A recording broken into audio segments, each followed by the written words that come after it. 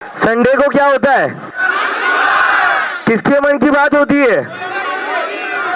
लेकिन आज आपके मन की बात होगी, मोदी जी के मन की बात नहीं होगी। मोदी जी के मन की बात रहने देते हैं ना, मतलब 12 साल हो गए, वही नींद आ जाती है उनकी मन की बात सुनकर। तो कल यानी कि रविवार को प्रधानमंत्री ने मन की बात की, लेकिन उसके कुछ ही देर बाद दिल्ली के जंतर मंतर पर एक और मन की बात शुरू हो गई।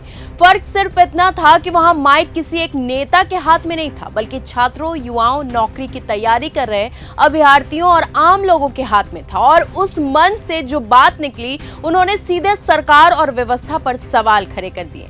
नमस्कार, आप देख रहे हैं न्यूज गंगा, मैं हूं आपके साथ अंकिता। दिल्ली के जंतर मंतर पर चल रहे आंदोलन के दौरान अभिजीत दीपके ने मन से कहा कि आज सिर्फ उनकी नहीं बल्कि जनता की मन की बात भी होगी। इसके बाद एक एक करके लोग अपनी परेशानियां खुलकर साझा करने लगे।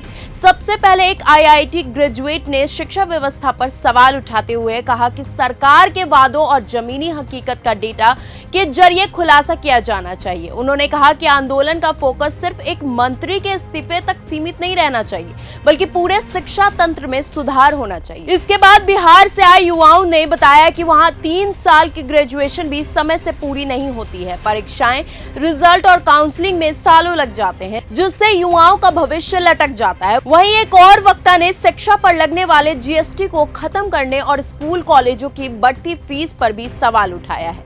अभिजीत दीपके ने इन बातों पर सहमति जताते हुए कहा कि यह आंदोलन सिर्फ नीट या फिर शिक्षा मंत्री के इस्तीफे तक सीमित नहीं रहेगा, बल्कि शिक्षा के बाद स्वास्थ्य व्यवस्था, चुनावी सुधार और दूसरे जनहित के मुद्दों पर भी आवाज उठाई जाएगी। मंच पर एक महिला ने स्वास्थ्य व्यवस्था को लेकर बड़ा मुद्दा बताते हुए कहा कि अच्छी शिक्षा के साथ अच्छी स्वास्थ्य सेवाएं भी हर नागरिक का अधिकार है। इसी दौरान अभिजीत दीपके ने अपने समर्थकों से एक अहम अपील भी की है। उन्होंने कहा कि किसी भी व्यक्ति को मुद्दों से बड़ा मत बनाइए। अगर किसी आंदोलन में व्यक्ति बड़ा हो जाएगा तो असली मुद्दा पीछे छूट जाएगा। उन्होंने साफ कहा कि लड़ाई किसी चेहरे की नहीं बल्कि व्यवस्था में बदलाव की होनी चाहिए।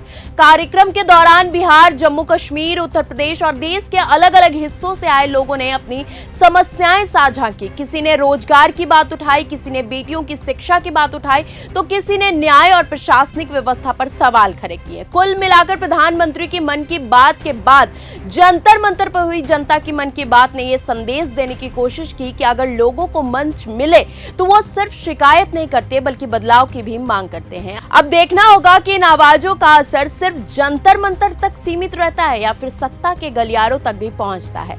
आपको क्या लगता है? आपकी क्या कुछ राय? अपनी राय कमेंट बॉक्स में हमें जरूर बताएं। फिलहाल के लिए इस खबर में इतना ही। देश और दुनिया की तमाम खबरों के लिए बने रहे हमारे साथ और देखते रहे न्यूज गंगा।